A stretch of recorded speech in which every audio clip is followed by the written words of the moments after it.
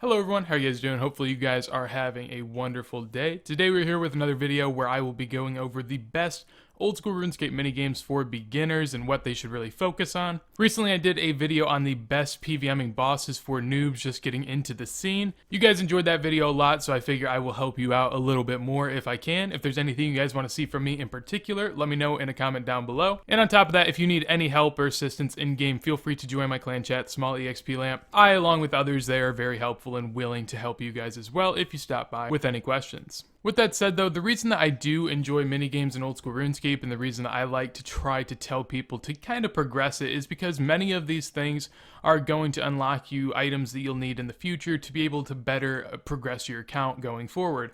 On top of that, some of the early game stuff may be a little grindy for some people. They may not enjoy the monotony of doing something like cooking, and maybe they wanted something that's a little bit more interactive. With that, a lot of minigames in old school RuneScape are just that and will allow you to have a little bit more fun on the side. Some minigames I think are actually enjoyable, and all the minigames in this list, even if they're not enjoyable, they're going to be at least worth doing because they'll unlock you something that will be useful going forward. So with that said, let's go ahead and get right into it. So to kick it off, the first minigame that we'll be going over is the Rogue's Den. Rogue's Den is a thieving / agility minigame that honestly I don't find all that enjoyable. It is a little bit annoying, as you can see by the background. It's kind of an agility course, so it does get pretty rough. However, the main benefit of doing Rogue's Den is that you can get the Rogue's outfit if you complete enough laps. Upon completing a lap, you'll have a chance at getting a piece of this outfit, and then from there, just choose what piece of the outfit you want. Basically, the main reason that this outfit is useful is because it allows you to get double the GP whenever you pickpocket an NPC, or double the items if you're pickpocketing an NPC that drops items. Assuming that you pickpocket the Arty Knight, which is the way a lot of people go about training thieving nowadays, this means that you'll make another 8 mil on your road to 99, so that's why a lot of people actually do go for this outfit, as it does prove to be worth it for a lot of low-level players.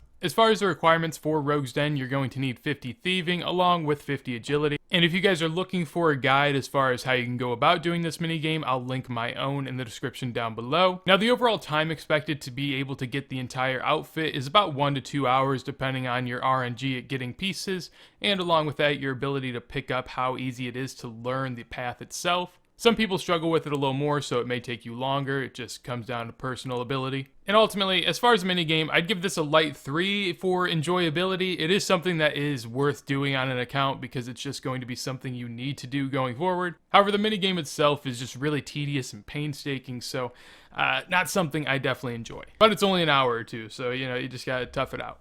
The next minigame on the list is Barbarian Assault, and you can find this by using a games necklace and teleporting there. It is a minigame that is very helpful for low-level players because it allows you to get the fighter torso, which is the best in slot chest piece up until the point that you can get a bandos chest. Looking at the stats on the right, you can see that the melee strength of them is the same, while the chest plate of bandos does allow for more defense and prayer as well, but really honestly they're not that big of a difference, and to be able to save a low-level account 18 mil from a bandos chest plate to a fighter torso is going to be really helpful for anyone trying to get their combat up. As far as the requirements for Barbarian Assault, I would say 70 to 80 combat. You can definitely do it with less, but if you're someone just getting into it, you're not going to be experienced enough to actually be able to be a good piece to your team. You're just going to have a lot of troubles doing what you need to do. In addition to that, you do have to have an understanding of roles, so what I'd recommend is definitely look up a guide before you get into this. Don't just walk in hoping that you'll be able to figure it out.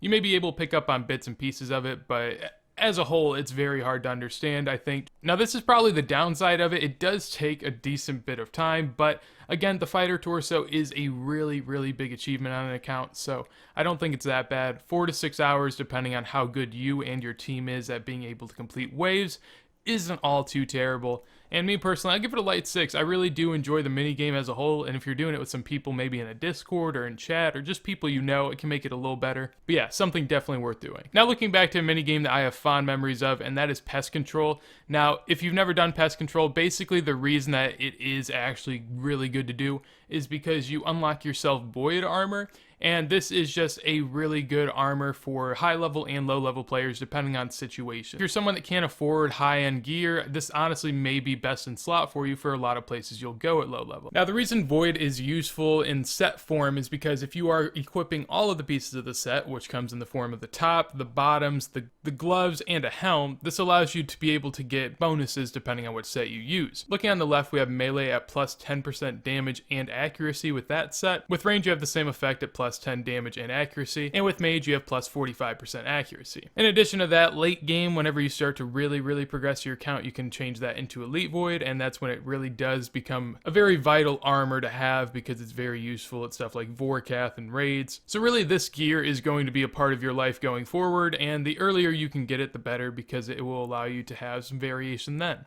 Now, as far as the requirements, there are 3 different boats at Pest Control. One is a level 40 boat, one is a level 70, and one is level 100. The points scale here depending on which boat you're in, so the higher level, the faster you're going to go about getting your set. In addition to that, you're going to need decent gear because just to be able to partake in the killing of all of these monsters, it's going to be best for you to go ahead and just have the best DPS that you can to allow yourself and your team to win more and more. Now, this really is the burden with Void, is that it does take 10 to 20 hours to be able to get the full set, depending on how you want to go about it. If you're level 100 just looking for an entire set with only one helm, it'd actually take you about 7, but I'm assuming the full set with all the helms going into this. And the lower level you are, the longer it's going to take you, since you are getting less points per game as well. Ultimately, while you do spend a ton of time here, you start to kind of enjoy Pest Control, and as a minigame itself, I really do find it to be pretty good.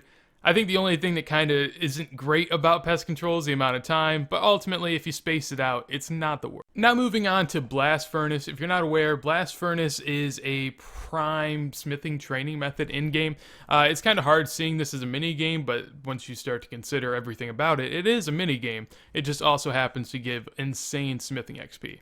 So that really is the benefit of actually doing Blast Furnace, is that you get profit and XP. You could choose to get more XP and no profit if you want to, but since this is an earlier level thing, I'd say for the most part, if you're low level, training at Blast Furnace going for profit is going to be the way for you. The way Blast Furnace works is you're just constantly running ores back and forth from the bank to the hopper, while taking out your bars in between. Now, as far as the requirements, there are barely any. You really just need to pay GP to be able to use the worlds. It's 72k GP an hour if you have 60 smithing, and 87k an hour if you do not have 60. Now, I have a couple of videos on the Blast Furnace if you want to check them out below. One of them is a way of going about getting really good XP while breaking even at the same time, and the other one is just comparing all of the bars to see which is best for you. Ultimately, at these lower levels though, if you are smithing steel bars, you should expect about 55k XP an hour along with 400k profit, and if you're smithing mithril, which is a little bit higher level, you'll get 72k XP per hour along with 440k profit. So it's a decent way to go about training your account and gaining a little bit of side cash along the way. Given all that, I like this minigame as a light 8.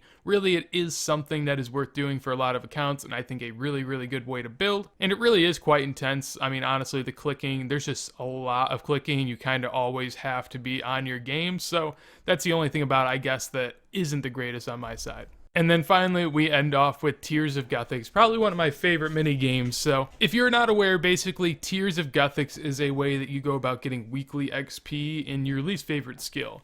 By that, you get XP in your skill that is the least trained. So if you have 10 Hunter and everything else is higher than that, obviously, Hunter is what you are going to get your XP in. So in the minigame, basically, you run around with the bull to different spawns of water, and you are just collecting tiers. If your lowest level is above 30, you'll get 60 XP per tier, and it scales down if you're lower than that. I'd recommend getting your lowest skills up even to above 30, so then you're able to get more efficient XP when you do this weekly. The requirements to be able to do this minigame is just the Tears of Guthix quest, and honestly, it's a nice short quest. It takes about 5 minutes, so it shouldn't be all too much of a burden for you to be able to complete. And as far as a minigame, this is the pinnacle. This is the best minigame in old school RuneScape as far as I'm concerned. You're telling me that I can go and get 12k runecrafting XP in as little as 2 or 3 minutes in a skill that I never want to train? Yeah, I'm all for that. That gets a 10. So I hope you guys did enjoy this video, and along with that, I hope you were able to find a mini game worth your while. There are obviously a lot of good options here, and really, all of them in some sense are good for just progressing your account in general and getting to be a better RS player. So if you did enjoy the video, make sure to leave a like. As I said earlier, if there's anything you want to see a video over personally, let me know in a comment down below, along with what you thought of this video. And finally, if you did enjoy the video and want to see more going forward, make sure to subscribe to the channel. But with that said, hopefully you guys do have a wonderful day, and Peace.